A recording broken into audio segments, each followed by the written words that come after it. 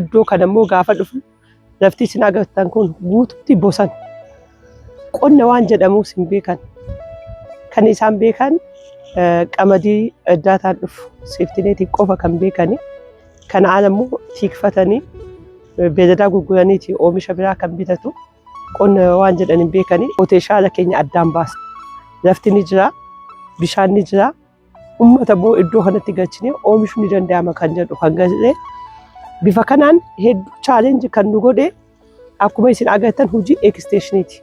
Namni sirriitti hubatee beekee qonna irratti fuula isaa akka deeffatu taasisuun hedduu chaalenjii guddaa qaba. Baay'ee ulfaata nama amansiisuun.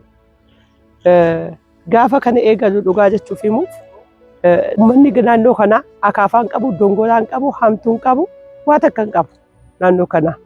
Kan qabu ulee dheetu as gubbaa kaayatee deemuun qofa beelladaa wajjin kan qabu. Kanarraa kaanee eksteeshiniin baay'ee irra deddeebi'amee hooggansiinis hojjetaanis asitti galee hojjetee xiqqoo maayindiin isaanii gama qonnaa dhufuu jalqabe. Kanarraa kaanee tiraaktara finnee qonnee xaawos qamadiis finnee gaafa qonnu dachiin tun gizee qamadiin biqiltu qamadii firii beekan malee baalan beekan waan ta'eef waan jedhanii citaa mootummaan nuu facaasee beelladaa keenyaaf haammachuuf nuu dhaqqabe jedhaniitu.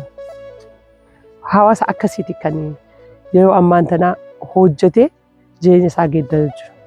Gaafa qamadii baasnee shukkuumnee agarsiisnu immoo wayi qamadiin dooniyyaan nuu dhuftu san kunoo dachiin teenyaa biqilchite kan jedhan. Hawaasni qonnaan bulaa naannoo qumbii mayyuu hangan takka qonna irraa garaagarummaa fageenya guddaa kan qabu.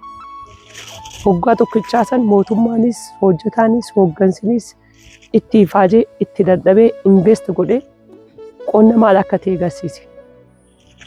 Eega balan booda immoo hawaasni fageenya jechuu asii galee ofii tiraaktara bitatee qota, kombaayinara galchee hammata. Kilaastara kam keessatti akka hammatamee beeka.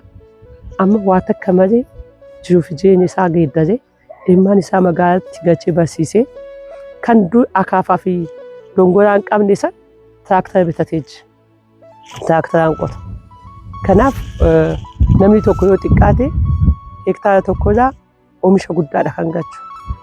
Kintaala 100 kan galchu jira, 200 kan galchu jira, 50 kan galchu jira. Akkam xiqqaatu 20 fi 30 galcha. Kanaaf hawaasni naannoo kanaa akkuma isin agartaniiti 100 fi 100tti jijjiiramee jira. Waggaa kana keessaafuu dachaa 3tti qote.